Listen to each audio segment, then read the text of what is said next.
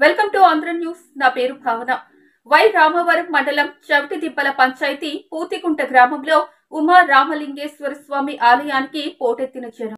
మహాశివరాత్రి పర్వదినమున భక్తులు పుణ్యస్నానాలు ఆచరించి శివనామ స్మరణతో స్వామివారిని దర్శించుకొని అనంతరం ఆలయ అర్చకులు మహాశివరాత్రి విశిష్టతను తెలియపరిచారు.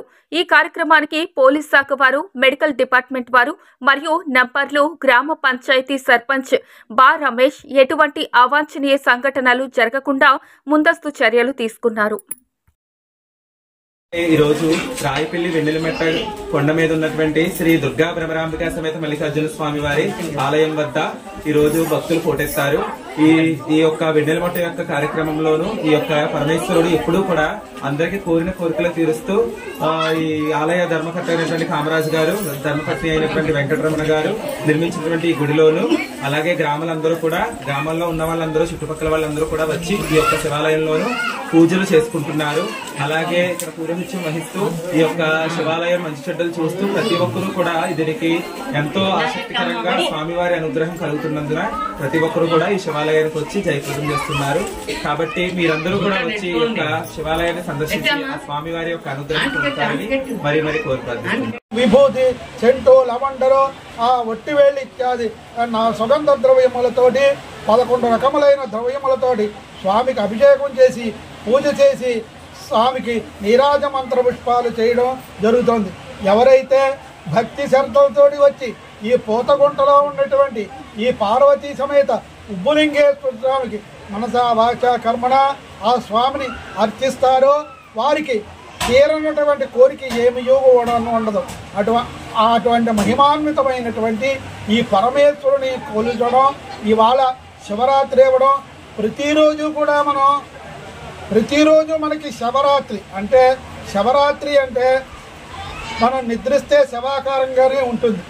జన్మానికో శివరాత్రి అని పెద్దలు చెప్పిన వాక్యాన్ని బట్టి సంవత్సరానికి ఒక్కరోజు ఈ యొక్క శివరాత్రి నాడు జాగరణ చేసి స్వామివారికి అర్చనాభిషేకములు, ఆ పూజాధికములు జరిపించి స్వామివారి యొక్క గొప్ప పాత్రలు అవుతూ కమిటీ వారు, భక్తులు అందరూ కూడా శ్రద్ధగా చేస్తున్నారు.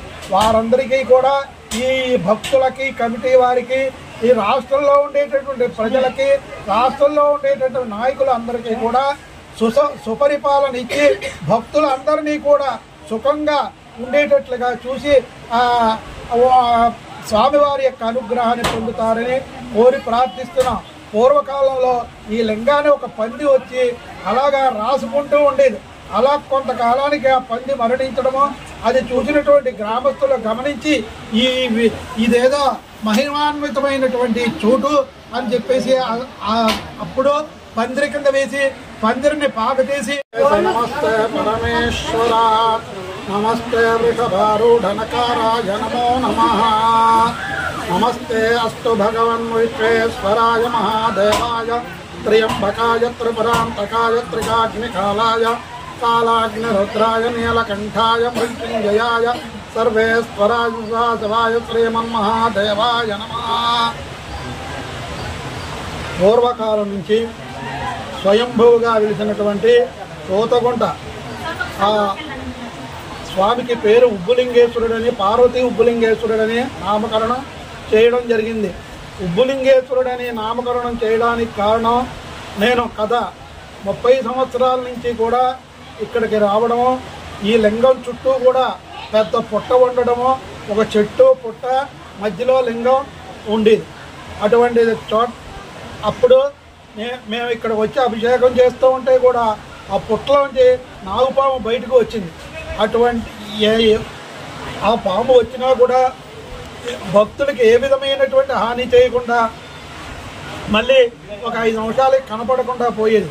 అటువంటి మహిమాన్వితమైన స్వయంభూగా వెలిసినటువంటి ఈ ఉబ్బులింగేశ్వరుడికి ప్రతి మహాశివరాత్రి నాడు కూడా ఈ ఉత్సవాన్ని కమిటీ వారు, భక్తులు అందరూ కూడా భక్తి శ్రద్ధలతోటి చేస్తూ సాయంత్రం జ్యోతిర్లింగార్చన, జ్యోతులతోటి స్వామి లింగాకారంగా పేర్చి స్వామికి జ్యోతిర్లింగార్చన, అనంతరము లింగోద్భవ కాలానికి స్వామికి 11 రకముల ద్రవ్యములతోటి అభిషేకము, ఆవు పాలు, ఆవు పెరుగు, ఆవు నెయ్యి, తేనె, పంచదార, చెరుకు రసము, పళ్ళ రసాలు